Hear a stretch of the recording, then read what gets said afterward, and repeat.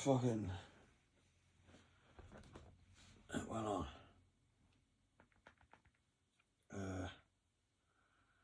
Because it was just like, mate, just like how I was gutting always to see Tom Jones as well, was that he just couldn't admit his older brother was YETI Pritchard. I mean, look at him, mate. Yeah, Tom Jones is kind of hard, but then you meet YETI Pritchard. He's that hard. He's a Yeti about being Pritchard, sort of hard. He's like the one who Jamie Stokes lost this fucking really amazing Adidas Originals All Courts green Adidas, and he was like, that was the one he was really gutted about losing. He didn't buy as much Adidas Original because he was so gutted about losing that Adidas jacket. All the people, 2 fucking girls from around here brought, I think it was Ash's sister and her mate, gave him a fucking Adidas Original All Court Adidas. That's what he fucking has, still has it to this day. Why? Because he's somebody who would have used it to this day. Used it to the point of fucking, he worked in it, even though his zip had gone. It was a great classic Adidas jacket. It always worked for so long, so why stop there? Fucking legend. And one time I came out, let the dog out for a piss or a shit, and I just heard somebody go, whoa, on a bike, like almost fucking basically crash into his front gate. Like, you right, man? He's like, yeah, mate. I didn't even go into like, all right, Ash. I didn't even ask if it was him, because it was like beyond that point. It was at the point of like, are you all right? Sort of like, fucking hell, what's going on? Yeah, just a bit pissed, drinking. But fucking legend. I know the one. I had it myself. Played at the White Lion. That was where I met Tony Stanton. Tim Slater was a fucking legless Tim. Was a tramp. He said he lost his legs in the war, but really lost his legs to the war on drugs. It's the joke Ryan always went on about. Maybe he think he was sober. But yeah, no, Tim Slater was a fucking legend. You'd ride in. I would have rode in from Shrewsbury, you know, good cycle riding. Fuck. You'd go into the town centre and Tim's there, in the middle of the town centre in the middle of the day, and like it almost felt like it was just you and Tim. It was probably because it just like, he just had that ability to create that ambience around him. That's why he got moved on very quickly. Basically, people just avoided him, so that meant not many people went into the town centre when fucking Tim was there. It was brilliant. So it meant like it was really fucking quiet. Even though it was like just any other day where normally it'd be busy. It was fucking ace. And he was like, mate, today I've just been given some, it was like people just came out and sorted him fucking offerings of all sorts. He'd get on all sorts on his payday. I remember sniffing cat with him in his shed, but it did stink of piss. And it just, I did not really want to sniff cat, do you know what I mean? A fucking strong humming. It's alright if you're really fucking late at night and you just think, fuck it, you can have your head out the more airy bit, but fuck me, oh God, sniffing cat in there, Jesus Christ. It was fucking horrible. Good man though. And Ryan bombed his cat, and it was like 2 seconds after bombing it, threw up, and then was asking for our cat, which I was sorting Tim now, because it was like he was letting me sniff cat in his shed. Ah, Jesus, what a scene. Jesus, right next to where the Wellington Library was, there was this little shed, I don't know if it's still there now, just into this old car parky bit, and it was like a brick shed as well, like a well-made one, and the door, you could get in through the door, and the windows were like, didn't even have glass ceiling on that.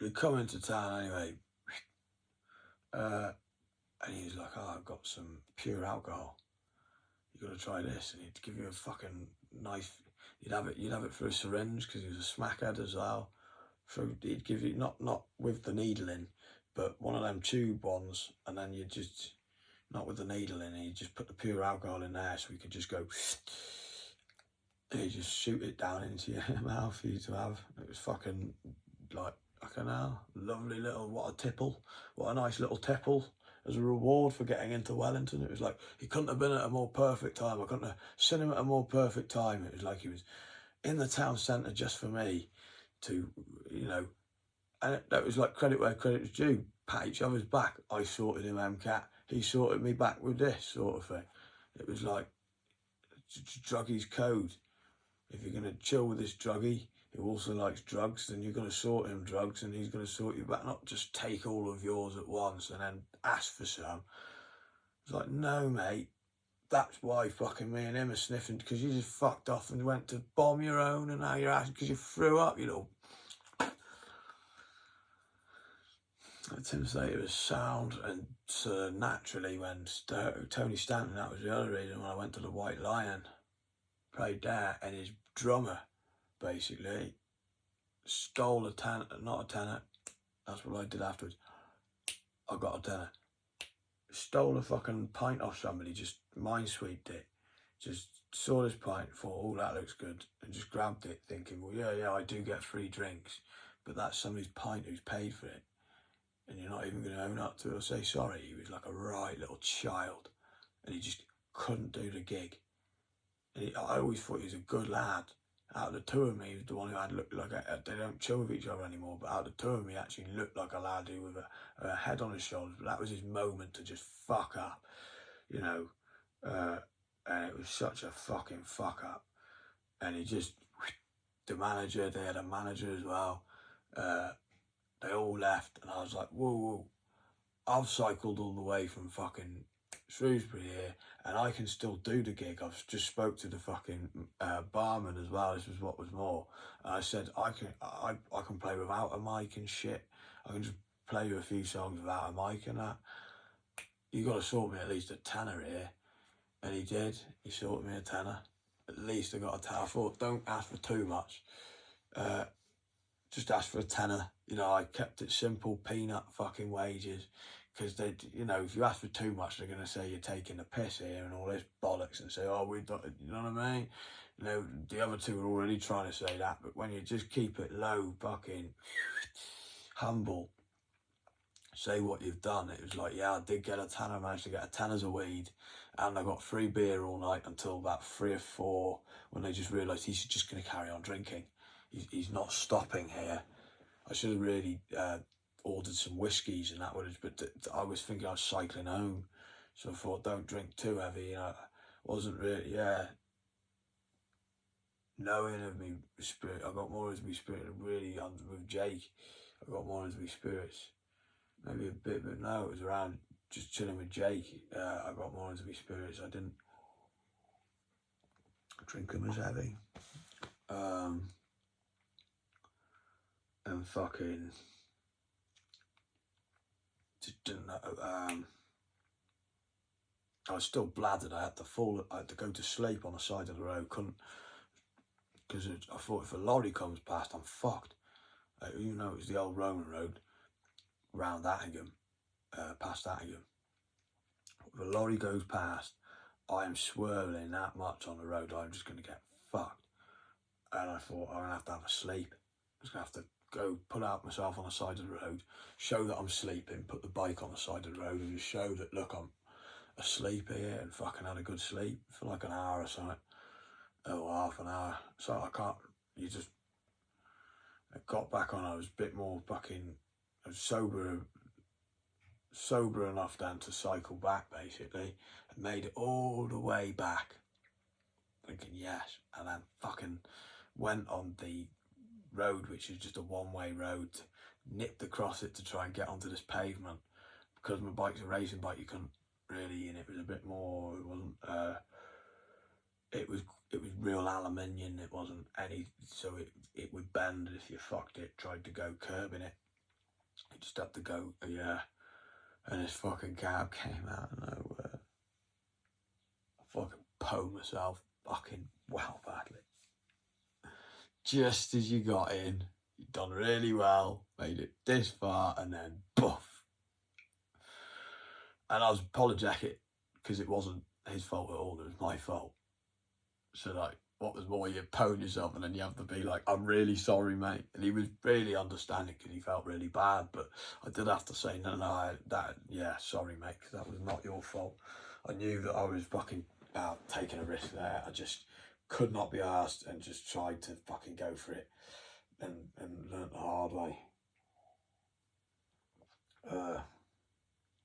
With that great elation of coming back in, that you're like, yes, I've made it.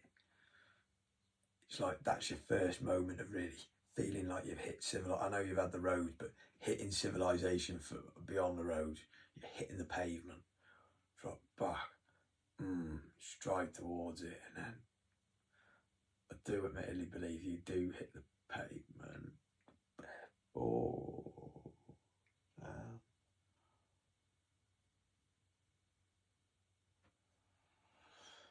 You do hit the pavement before then, but it's just like the pavement of town.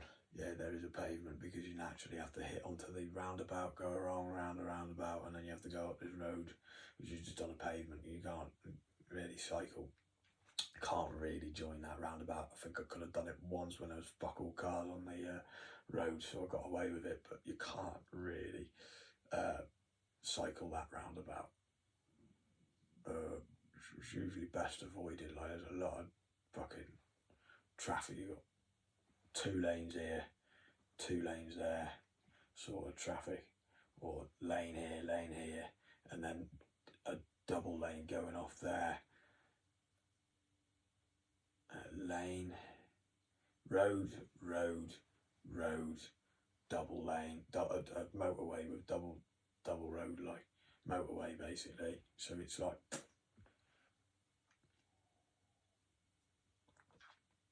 or a motorway road, like an M road. But Ash, yes, YETI PRITCHARD, and he had a sick band, and Tom just, it's difficult, mate. You have to think about, Tom didn't have it easy because he's called Tom Jones. He was the bloke who didn't live up the name of Tom Jones. He's the bloke who lived down the name of Tom Jones. He had to live the name of Tom Jones down. You know, he didn't go around the world singing, she's a lady, oh, she's a lady, but the lady is mine. That's the last of the booze. Bollocks, I've dried up. What a terrible Monday. It's going to be a blue one.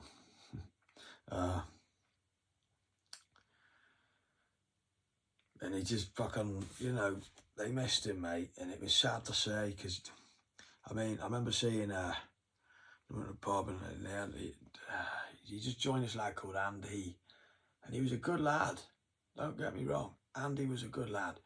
But it was a bit rude of Andy, well, absolutely damn right rude, to just forget about fucking these 2 boys. They were an essential part of the team. They were what made Tom Jones sick. They were like, everybody looked up to him. Like, they were the lads who would go up to Copthorne, which Tom Jones would never dare do, because he would never think it. Well, he would know that he didn't have that same respect.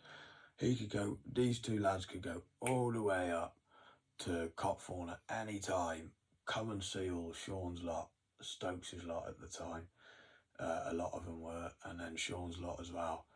And they would be very, very well received every time. Like people, like hero worshipped. But we'd be listening to their what they'd like done to quit smoking. I remember listening, and I forgotten your name, brother, which is terrible because literally I see him almost not all the time, but fucking he's a local fucking hero. Ash YETI PRITCHARD. I used to look upon him just to see what it was like. Fucking real estate I always thought was cool, and I never knew what it was like till I lived there myself, and it was like, yeah, mate. Well, mate, you've heard the song I wrote about it. It's just every bit as mint and more as great as fucking people fucking say it is. You know, like, God knows what Sundawn's like. I haven't even I've just heard stories, you know what I mean? I couldn't even begin to get my head around that kind of power. that's like far beyond me. Real estate was just enough for me, mate. That was fucking big shit. There's a lot of shit going on in real estate. A lot of fucking names, a lot of fucking stories, a lot of fucking things going on. I mean, when I was just entering real estate, we had Gudgeon fucking gone immediately. He was known as... Oh, Jesus, don't say I've turned into Rufus. I have turned into Rufus. Like when I'd look over and I'd think, no, you not become Rufus. You know, I don't know how Rufus got like that. You know, just knew Gudgeon as Gudgeon. I knew his name at one point. Now I've turned into Rufus. I've lived here long enough. That's a fucking coming of age moment that I just know him as Gudgeon. He had another name. I used to know him as that name because it was all over the town. And then I knew him as Gudgeon. Everybody knew him. Anybody who knew him as Gudgeon. Everybody talked about him as Gudgeon. I only know him as Gudgeon now. You know what I mean? That's. I mean, like Wilco, completely lost on his own. Everybody thought he was fucking a wife beater. He did end up, but he just went to real estate and fucking, you know, a lot of people were after him. He had to leave real estate at first. That was another question I asked, what happened to Wilco? Because there was another lad, Tom. Before you had rapist Tom, Nella, you had a sick Tom. Tom, I can't remember his second name. Somerset Tom was how everybody knew him as. Somerset Tom. You didn't know his second name, you just knew him as Somerset Tom.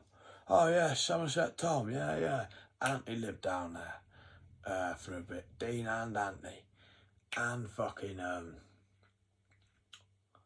Elliot, not my mate Elliot Overton. Elliot, real estate Elliot, who was fucking very good mates with Somerset Tom. They would chill, he'd fucking just play this bike game.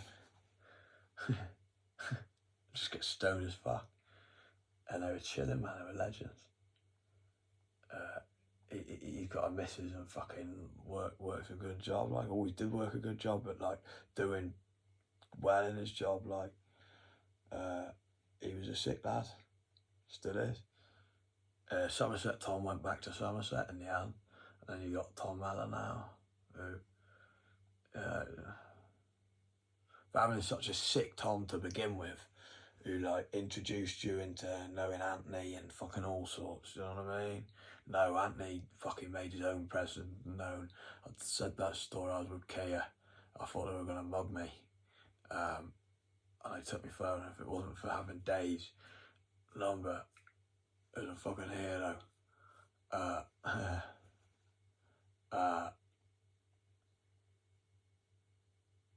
I would have got fucked. They were like, oh, you know him as well. Oh, it's my neighbour, sound. It was like, you know, power of just knowing the right people at the right time sometimes. Dean. Ash and Dean. Oh God, that's not Dean. Oh my God, I can't believe I've forgotten his name. That's really, you know, you've fucking become fallen folly of everybody who you've been inspired by down here. Jodie, Anthony, Aunt Maggie, Rufus, Mel, Mummy, Rob. You just can't even remember, like, you just know Ash. That's it. That's how they all know him. The older lot, as in Jodie and all of them, they just know Ash as Ash and his mates. That's it. They only know Ash. YETI Pritchard. Yeah, he's a neighbour. You know, that's why I know. And pussyfoot around his younger brother Marley, because of the fact that his dad's a fucking legend in the sense he's a really integral bloke. You can just want him to respect you immediately. I always kissed the bloke's ass to the point he used to think I was odd. He used to think, he was worried that I was like a homosexual paedophile who was very, very outly homosexually paedophilic, that I was trying to befriend him so I could abuse his son, because he saw me the second time after me being very nice to him, running past all the school and only saying hello to him, as I scared all the kids and teachers as I run really loudly going, sorry, sorry, sorry, sorry, sorry, or I could have been on a bike, but I just fucking mowed through them basically, because it was like, I hate those crowd scenes. And then it was like, hello mate. He was wary of me, and then realised, no. I watched him, like I said, as that he was sick. He just had the fucking, and he didn't like complain or get mardy or be superior about what jobs he got. He just went for whatever he could get and did it better than anybody else could. It wasn't just the fact that, oh yeah, he's a big black bloke. No, it was the fact that he was good at organising it. He was good at fucking packing it well so that it fitted really, really well within the fucking box and shit like this. He was intelligent in where he and how he went about his work. That it was amazing and all. Like, it was the best I've ever seen. So like, I don't usually watch those people do that. I was watching him every time because it was like, well, one time I saw him, but when I did see him, I couldn't take my eyes off him, sort of gay looking, watching him. And then he's got YETI Pritchard as an older brother, and YETI Pritchard's sister is also like famously hard and known around here. I mean, YETI Pritchard's famous for what? Jody explains YETI Pritchard as the bloke who he was playing guitar and playing all these songs to impress everybody 1 minute, and the next minute he was fucking Anthony's niece in the arse, and that's how he's known. I mean, like, what, by the age of 15 or 16 or God knows what, he was wanted by Anthony fucking Acox for fucking his niece in the arse. You know what I mean? And he still lives to tell the tale, sort of bloke. Yeah, he's fucking hard as fuck. He's the one who would all look up to, sort of thing.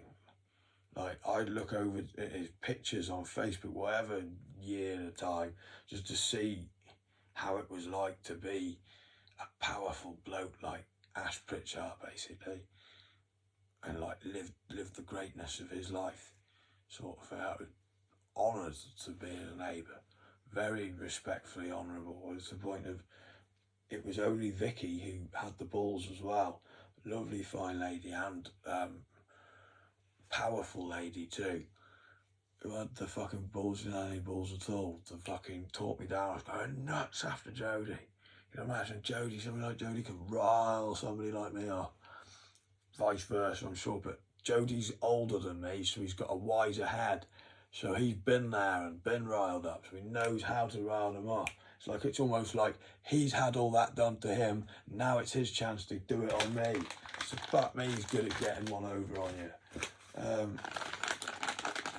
And looking like he doesn't even have a clue what's going on, or how he could have provoked this to be this level of extreme fucking, and he's there, and I'm going fucking nuts just to vent it out. You can't take it out on him, you know he's your hire, and whatever you say, no, you wouldn't. I'd never hit him. I'd never hit him back. Scraped my face one time. It was like a girl fucking nail fight, and he just went, and he literally just put. I don't even see it anymore, but literally I had like fucking. It looked like I'd been crying. It looked like I'd cried blood. Little acid that burnt the skin of my face off. It was. And Vicky had to talk me down. What the fuck are you doing? Basically, shut me. I've got kids, basically, who do not need to hear this. I mean, luckily, I do believe that time it was in school, but she thought, if I don't nip it in the bud now, when will this stop? The buck don't stop here, when will it stop? that she just nipped it in the bud immediately, and I was very, very sorry.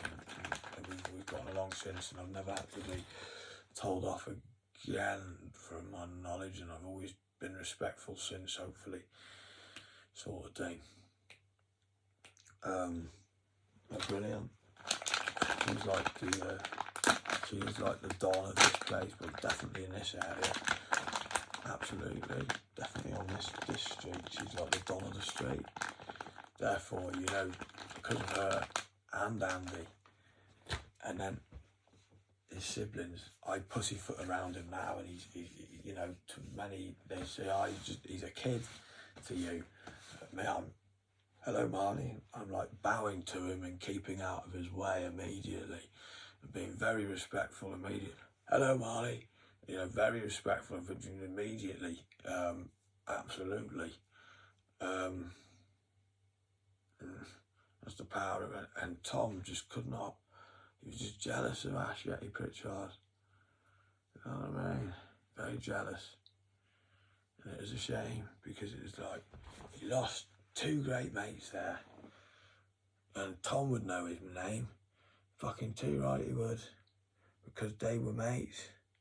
These were like boys I would see, and it would hurt me seeing it split apart, because I looked up to them, basically.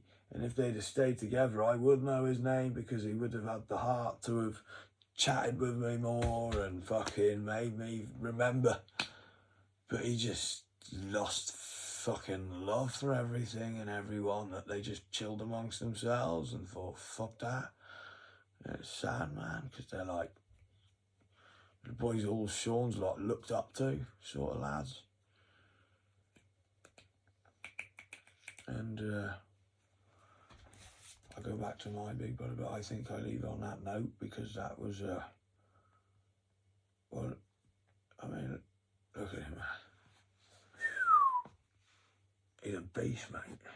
He's a fucking beast. He's so humble and